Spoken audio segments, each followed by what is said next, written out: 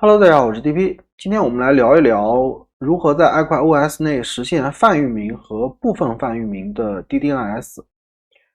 大概是怎么一个情况呢？首先，我有一个域名是 lab00.com，然后一般正常的家庭用户会考虑直接把新点 lab00.com 就是泛域名指向自己的 iQOO DDNS， 这样无论你使用 T1 点 lab00.com 或者 T2 点 lab00.com。都会指向自己的那个 iQOO的 IPv4 地址。我们以 IPv4 来举例啊 ，IPv6 是一样的一个意思。但是实际场景呢，我的 dpit 点 lab00 点 com 和 sst 点 lab00 点 com 这两个域名已经指向了我的在线服务器。那这个时候，如果我想同时使用这个域名给我的在线服务器和我家里的 iQOO，那我似乎只能一次解析一个地址。比如说我解析IPv4 杠 iQOO 点 lab00 点 com 到我家里的 iQOO， 但这样显然不够完美啊。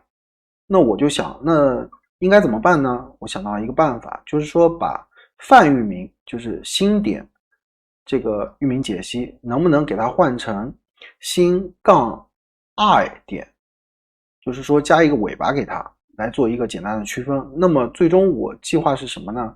新点这个泛域名，这个完整的泛域名，把它指向我的在线服务器，然后带尾巴的这个就是杠 i 的这个部分泛域名，这个名字是我自己取的，我不知道它的真正的名字是什么，反正大概去理解这么一个规则就好。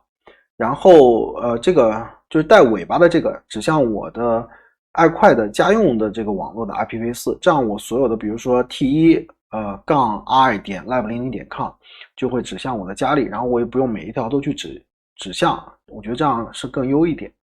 然后我想它的优先级应该是带尾巴的优先级会比那个完整的泛域名要高，就是它如果先匹配到带尾巴的，它就不会去使用新点就是完整的这个泛域名。那么这些都想完了以后，我就做了如下的这么一些操作，事实上我也操作成功了，我们一起来看一下。我首先登录了我的 DNSPound 的账号，我在那个域名解析记录里添加了这么一条记录，它的主机记录用的是新杠 i。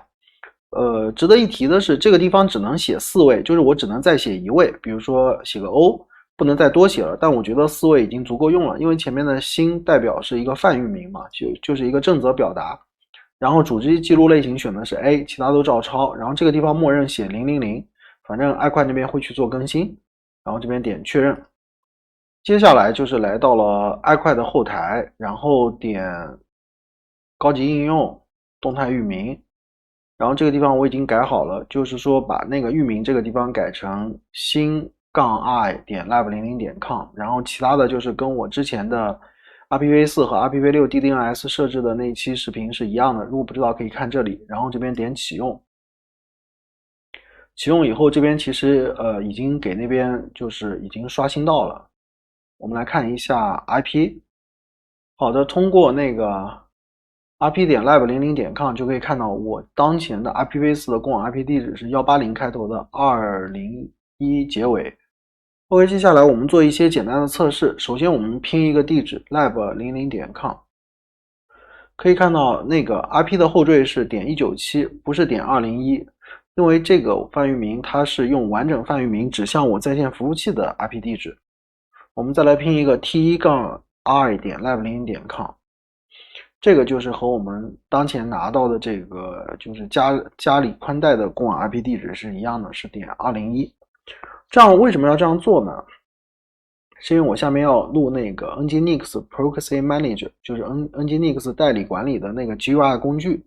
然后我需要用多个子域名来指向家里的这个叫什么公网 IP， 然后使用同一个端口，然后不同的子域名来进行一个叫那个反向代理，然后所以就需要有这么一个功能。然后我觉得这个功能对大家的日常也是有一定价值的，所以我就录了这期视频。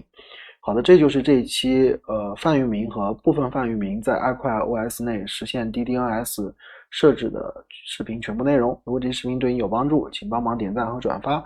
如果你有相同的经验想要分享，或者遇到了相关问题，欢迎留言。我是 DP， 谢谢。